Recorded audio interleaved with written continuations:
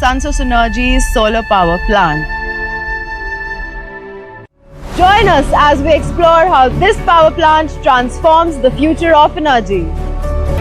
Our journey starts with these solar panels or photovoltaic modules, a combination of solar cells made of silicon. When sunlight strikes these cells, it excites electrons, generating direct current or DC power. This is the type of power we don't use for running our equipment.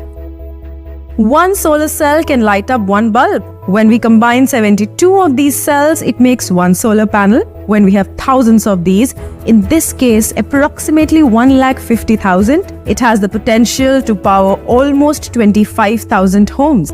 These panels are mounted on metal module mounting structures placed at an angle to ensure optimal sunlight exposure throughout the day, maximizing energy power generation. This one table of module mounting structure houses almost 28 solar panels called a string, but varies for various project scales. Multiple strings of solar panels are combined and connected to a single inverter using an underground DC cable which converts direct current power to alternating current, the kind of powers we use in our homes and businesses.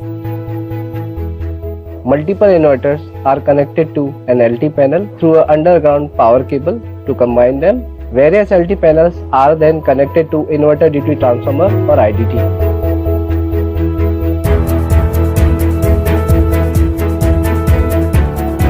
After this conversion, the transformers step up the voltage, ensuring that the power can be transmitted efficiently without any significant energy loss.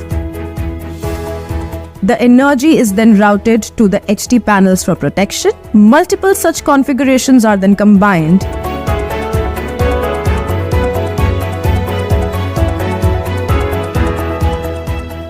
Finally, at the power pooling substation, the power goes into a transformer where voltage is further stepped up, preparing it for transmission. The electricity is then regulated and it's sent out via transmission lines to the grid substation. To evacuate power from our project to the national grid, we need to build transmission infrastructure, which is often as long as 10 kilometers.